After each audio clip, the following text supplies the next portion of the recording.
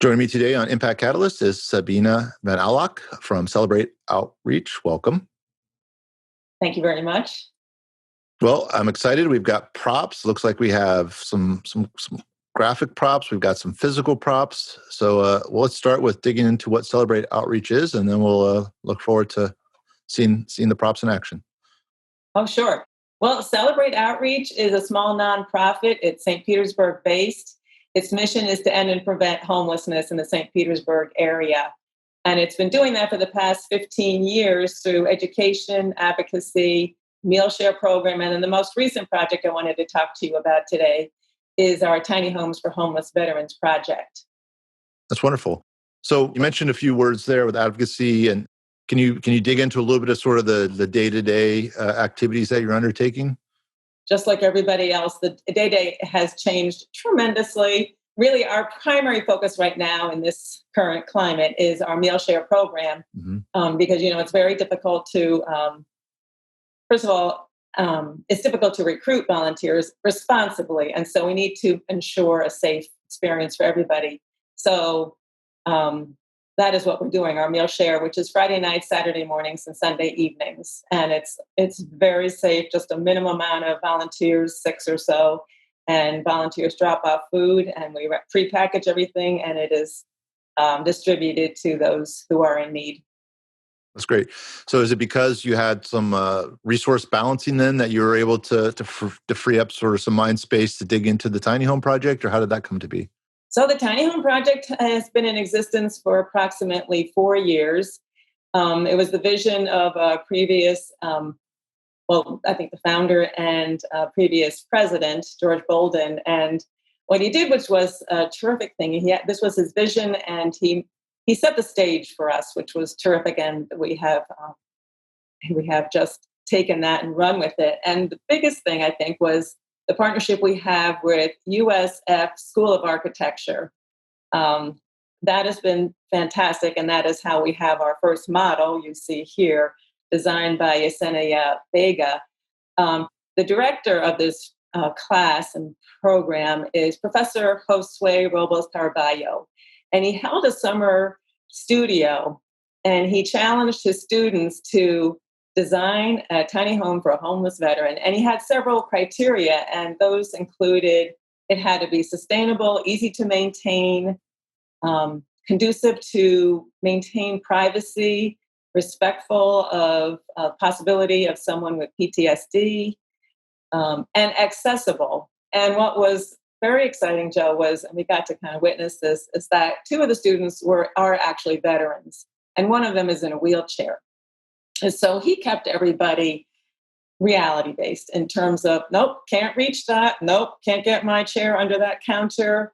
Can't turn my wheelchair here. So that was a huge asset to the whole experience. And so that we now have a very accessible, environmentally friendly house. Here's the design as well. And there are some modifications, which I think must happen to every developer when going through the permitting process. Well, we now have a porch out in the front and in the back, and there will also be a parking slab in the back, which is apparently code. So when you're agreeing to this whole process, you learn a lot, and so I am. So with tiny homes, typically vertical space is a piece that's utilized. When you talk about accessibility, are the homes set up so that they can, kind of go a couple different directions on the internal design, or are you intending to make all homes so that they can be accessible? Yeah, it's going to be applicable to all the homes. And Joe, really, we're a small organization. We're doing one home at a time, which is, a snail's pace. However, we're part of the solution, and we're happy to do that. And then logistically, are you looking to find places to put these on lots with other people's existing properties, or are you looking to acquire lots where you can put multiple on one, or how will you find places to go? So in St. Petersburg, you can only have one house that is owned, it's a home ownership opportunity. The other house then has to become a rental, and we are not set up for that. So these houses are going to be home ownership homes. And a terrific thing is, just when we were ready to start building, I met with the city for some advice on gaining a parcel at a on the cheaps. And so I met with Rob Gertis, who is a gem of gems, as are so many of our officials and staff down there. I mean, they're terrific, very helpful, supportive, and real. And they were just unrolling a new program of their own, which is the disposition of foreclosed properties.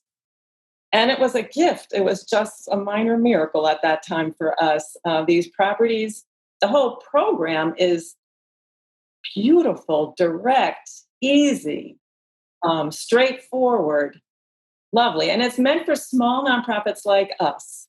Those that don't necessarily have a huge capacity, but have a viable idea and credible expertise. And that's how it was a competitive process. We won on our first application, and that's how we entered into a lease agreement, which is how you obtain these parcels. But we have this parcel. We have another one we haven't started yet, but this is our first.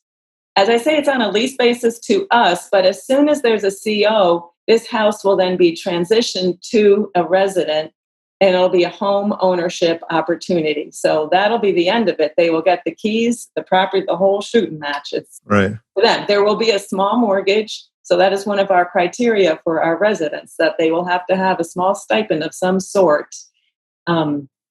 But there are other ways to obtain some assistance. For instance, the city also has a down payment assistance program, so that is a help. So we have criteria. It's not for everybody, but we are sure that there is a person, if not more, who will fit those criteria and take advantage of this opportunity. And what is your selection process? Obviously, if you're doing one home at a time, you're always going to have. This is why I reached out to you, Joe, because almost as challenging as construction is finding the resident. And so we feel strongly in partnering with a social service provider who works with people every day, homeless veterans, and knows the needs, the challenges, the opportunities, and the strengths. And so our criteria include someone who has faced homelessness, not necessarily is homeless right now, but who has faced it, is at risk, someone who's willing to be a homeowner, who is willing to go through the city's down payment assistance program to apply for that, is willing to do first-time home buyer counseling, such as the neighborhood home ownership partnership is called, and that's not the exact name, St. Petersburg Neighborhood Home Solutions. They offer home buyer counseling and a certificate, which the mortgager is going to need, as well as solutions on getting through credit challenges, which, as you know, is often an obstacle to getting a mortgage. So we have a lot of players out there, on the team. But what we really are looking for is a social service provider we can partner with to help co-select a pipeline of residents for these tiny homes. That's great. I have a few people I can connect you with. And when you say pipeline, how many are you hoping to build in obviously funding dependent? What would be sort of your ideal as to how many you could put up in a year? The way it's going now, I mean, we did not foresee, as no one did, this current situation, which we are still making progress, but definitely there were challenges. So to answer your question, I'm thinking it's going to be one a year, unless we can build more capacity and expedite the process. But actually, to tell you the truth, we're kind of okay with that. We're not a big developer, we're small, and if that's what we can do, that's it. So as long as the city keeps making properties available, we will take advantage. Wonderful. And the website is celebrateoutreach.org. Yes. And it's a fantastic program. I think tiny homes have a lot of potential to solve some of our density issues. I know the city has looked at doing some tiny home villages where 2 to 3 can be on the same lot. And I know you brought up some of the ownership issues. It seems like that eventually could be a good fit if you could find places where you could put 3 to 6 on maybe 2 lots and get some of that density there. And find ways around the ownership thing. Though I know that's a big, that's a big potential life changer is to move into the space of home ownership. And there's a value to that you certainly want to deprive the resident of. But it's a clever program, and we will do all we can to support you and getting a lot of these built. Thank you, Joe.